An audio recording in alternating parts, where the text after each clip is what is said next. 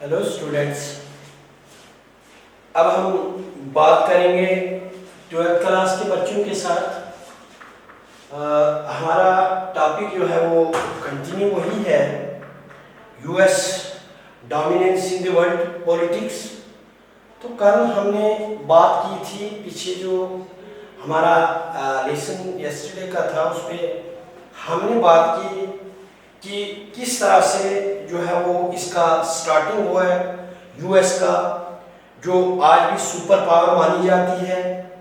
एक टाइम में टोटल जो था, आज के दौर में जो है यहाँ पे मल्टी वो सिस्टम है, मल्टी पावर सिस्टम है। यहाँ पे बाइलेटरल नहीं है बल्कि मल्टी पोलरिटी जो है, मल्टी पोलरिटी है।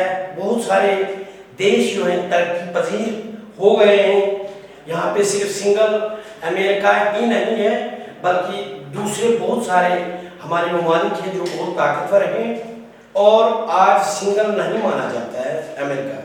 तो जहाँ तक इसकी बात थी कि वर्ल्ड वार सेकंड के बाद जो है उसका स्टार्ट हो गया था, सिंगल पावर जो है वो बाइपोलरिटी खत्म हुई और यूनिपोलरिटी का रुझान बढ़ना शुरू हो गया। तो दिखा नहीं या कोई ऐसे तासुरात नहीं थे, ऐसी इंडिकेशंस नहीं थी कि वो तब से ही जैसे वर्ल्ड वार के बाद ही हुआ। लेकिन जिस तरीके से वर्ल्ड वार में बहुत सारे कंट्रीज ने हिस्सा लिया, बाकी कंट्रीज जो इनके जो अलाइंड और एक्सिस के दरमियान लड़ाई हुई, तो एक्सिस वाले टोटल जो है वो उनका खात्मा हो गया, जो उनकी पावर थी उनका खात्मा हो गया। और अलाइन में भी जो है हमारे फ्रांस और दूसरा जो था वो ब्रिटेन था, वो उनका नुकसान हो गया, वो डायरेक्ट क्लैश हो गया, जंग में उनको बहुत नुकसान हो गया। और सिर्फ रूस और United state of America and USSR, वो जो रशिया की कुछ स्टेट रिपब्लिक्स थी, वो जो है उनको नुकसान कम हुआ। तो आफ्टर उसके वर्ल्ड वार के जो है वो दो पावर्स जो है वो ग्रो करने लगी, उनका ओरिजिन हुआ।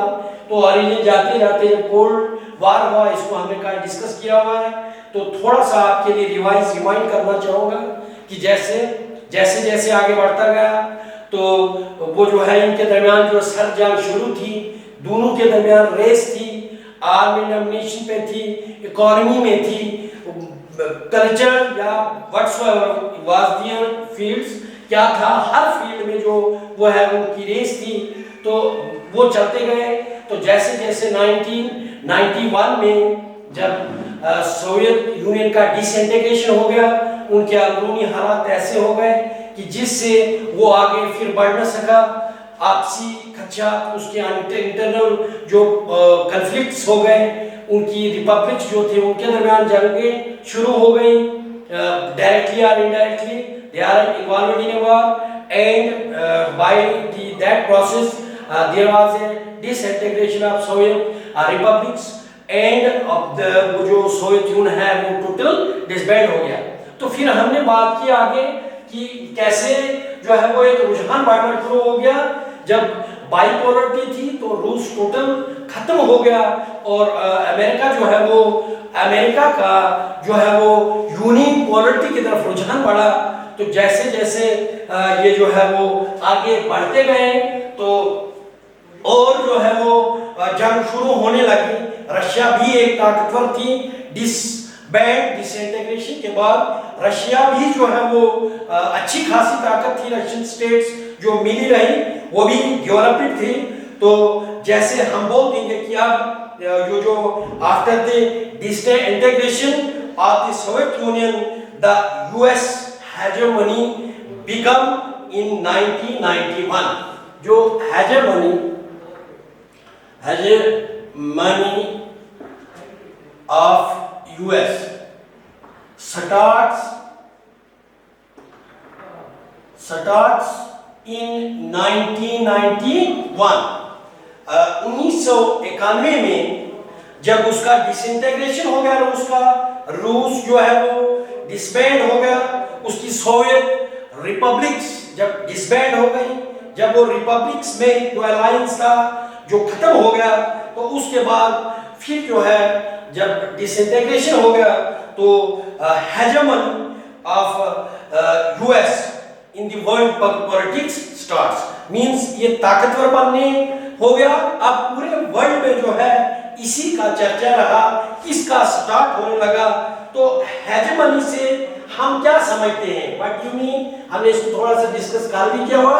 इट मींस डोमिनेंस, जब dominance of one states over other state, जब एक मुल्क जो है वो दूसरे मुल्क पे आइदर डायरेक्टली और इनडायरेक्टली किसी न किसी तरह जो दूसरे मुल्क पे हावी हो, भारी हो, उससे डेवलप्ड हो, उससे एडवांस हो, तो हम कह सकते हैं कि उसका डोमिनेंस उस पे है।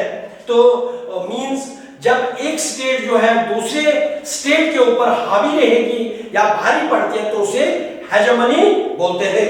तो अब फिर इसी दौर में जब hegemony of US in world politics starts in 1991, तो व्हाट हैपेंस, इस यहां हमने बात की थी कि फर्स्ट गल्फ वॉर स्टार्ट हो गया। फर्स्ट गल्फ वॉर, तो ये क्या होता है, इस टर्म को आप समझेंगे, इसको आप समझने की कोशिश करेंगे कि ये होता क्या है, ये क्यों हुआ, तो किस लिए हुआ। ये ऐसा हुआ कि आपको पता है, हमने बात की हुई है कल कि जैसे इराक और ईरान का जंग चल रहा था, उनके दरमियान वार थी, तो जो वार उनके दरमियान चल रहा था तो उसमें जो है दोनों कंट्रीज जो है कहीं न कहीं वो जो इकोनॉमिकली उनका इक़्तिसादी तौर पर दोनों कंट्रीज जो है वो नीचे गिर रही थी। उनका इकोनॉमी, उनका इक़्तिसादियात में जो है वो नीचे डाउन हो रहे थे, उनका डाउनफॉल हो रहा था। तो जैसे उनका डाउनफॉल होने लगा तो इराक ने जो है वो ब्लेम कर दिया। इराक ने अपने लोगों के सामने, सच उस टाइम में इराक का सदर वो जो था वो सद्दाम हुसैन था, और अमेरिका का जॉर्ज जो बुश था, उनका means the president of Iraq was Saddam Hussain and the president of that very time of United States of America was George Bush. So when there was a war between Iraq and चल रहा था, उनके दरमियान वार चल रहा था, तो इक़्तिसादी तौर पे इकोनॉमिक कंडीशंस ऑफ इराक जो है वो डाउनफॉल हो गई थी, कहीं पे वो डिक्रीज हो गई थी, उसकी इकोनॉमी जो है वो कम हुई। तो लोगों को सुनाने के लिए, लोगों के सामने जवाबदेह होने के लिए उसने कहीं ऐसे बोला कि जो ये जंग हमारी हो रही है ये इसकी वजह से नहीं, बल्कि जो हमारा नुकसान हुआ, इकोनॉमिक लॉस हो गया है, ये सऊदिया अरबिया एंड कवैत की वजह से हो रहा है। तो ऐसे उसने ब्लेम कर दिया, क्योंकि इराक को हर साल $100 मिलियन का नुकसान हो रहा था, और उसको पूरा करने के लिए वो ब्लेम कर रहा था सऊदी अरबिया पे और कवैत पे कि उनका वो जो है वो हमारी डाउनफॉल जो इकोनॉमी है, they were blame the two countries that is Saudi Arabia and Kuwait. तो ब्लेम ये था कि वो जो कवैत जो है वो ड्रिलिंग कर रहा है, तेल की क्रॉस बॉर्डर ड्रिलिंग, मतलब तेल जो है, क्योंकि they were rich in these resources, जो रिसोर्सेज होते हैं ऑयल की, फ्यूल का, जो भी they are rich in these Kuwait Iraq वगैरह सारा। तो उसने ब्लेम दे दिया कि ये जो क्रॉस ड्रिलिंग कर रहा है तो इस वजह से हमारा तेल निकाल रहा है। फिर दूसरा ब्लेम डाल दिया कि ओवर प्रोडक्शन करता है, जो जितना प्रोड्यूस करना था तेल, इससे ज्यादा ये प्रोडक्शन कर रहा है, प्रोड्यूस कर रहा है, तो इससे जो है हम तेल की कीमत मार्केट में डाउन हो रही है। तो कहीं न कहीं इसके लिए जो है वो रिस्पांसिबल ब्लेम उनको दे दिया। तो जैसे ब्लेम दे दिया तो उसने उनको तावान के तौर पर कहा कि आपको इतना पैसा देना होगा, अदरवाइज में आप दो इतने, नहीं तो मैंने आप पे हमला कर लेना है। तो इसको हम अलग से चैप्टर में पढ़ेंगे, लेकिन इन अगस्त 1919 इराक इन्वेडेड कवैत। तो तो उसने उस पे हमला कर दिया, कुवैत पे हमला कर दिया। ये सारा बहाना छोड़ के उसने उस कुवैत पे इन 1990 इन्वेडेड कुवैत पे हमला कर दिया। जब इराक ने कुवैत पे हमला कर दिया तो पूरा यूनाइटेड नेशन में हड़बड़ाहट सी, मींस कुवैत जो है, कुवैत ने अप्रोच कर दी सऊदी अरबिया जो उसका एक हमसाया था, मींस उनके थ्रू हो गया, उनके थ्रू जो है वो यूनाइटेड नेशन तक बात पहुंची। ऑब्जर्वर्स जो थे वो देख रहे थे और उन्होंने mandated United nation mandated that they will free the Kuwait from this Kuwait।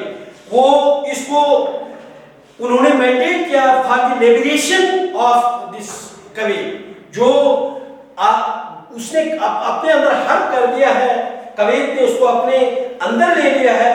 और यूनाइटेड नेशन के पास जब रिक्वेस्ट आई, जब उसके पास उसको पता चला, ऑब्जर्व कर रहे थे लोग, जब उन्होंने उसको किया और उन्होंने ये लाजमी समझा, यूनाइटेड ने लाजमी समझा कि हम जो है वो कुवैत को इसकी उससे निकालेंगे बाहर, उसके कब्जे से उसको बाहर निकालेंगे।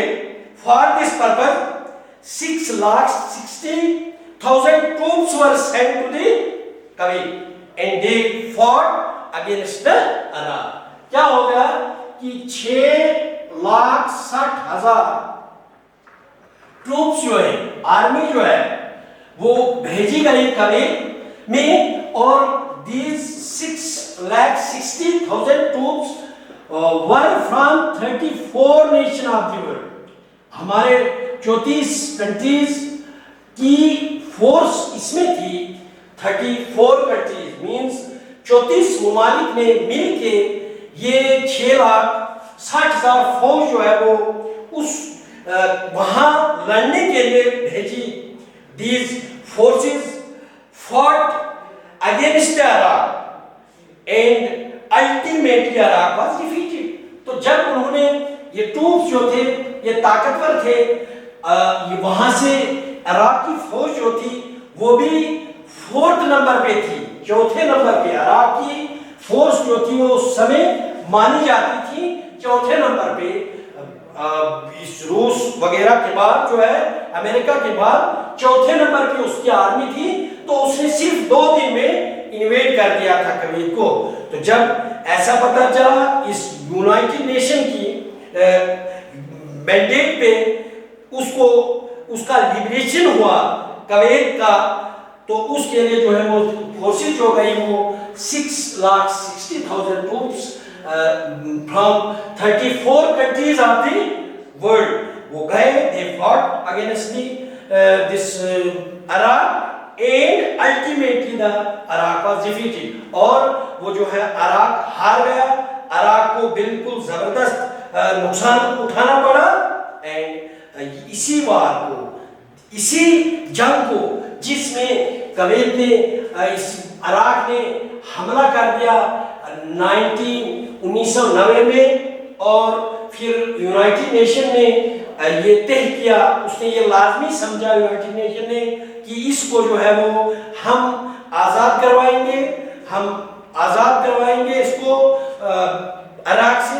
और ऐसा ही किया गया कि 34 मुमालिक के फौजें मिलके, उन्होंने मिलके हमला कर दिया अराक पे, और अराक जो है वो अराक हार गया, उस जंग में अराक हार गया। और वो जो है फिर जो है वो कुवैत को अराक के चुंगल से फिर दोबारा उसके जो कब्जे में था उससे निकाला गया। और निकालने के बाद जो है इसी जंग को जो है वो फर्स्ट गल्फ वार के नाम से भी जाना जाता है। तो this was about the first gulf war कि फर्स्ट गल्फ वार आप कैसे लिखोगे इसको, कैसे, जैसे हमने इसको डिस्कस किया हुआ कि 90 में इन्होंने इन्वेड अपने कब्जे में ले लिया। फिर पूरे मुमालिक की 34 मुमालिक से जब यूनाइटेड नेशन को पता चला तो यूनाइटेड नेशन ने ये बिल्कुल लाजमी समझा कि हमने इसको आज़ाद कराना है। तो यूनाइटेड नेशन की क़यादत में जो है वो 34 ममालिक की फौजों मिलकर 6,60,000 फौजें जो है वो जाके इराक से पे हमला करते हैं और इराक जो है वो हार जाता है। इस तरह से उन्होंने वो आज़ाद करवाया और उसी का नाम जो है फर्स्ट गल्फ वार के नाम से जाना जाता है। This was all about the first gulf war, how it took place, which were the countries who took part in this. तो कैसे हो गया तो आप समझ गए होंगे। तो आगे का हम नेक्स्ट कंटिन्यू करेंगे। थैंक्स।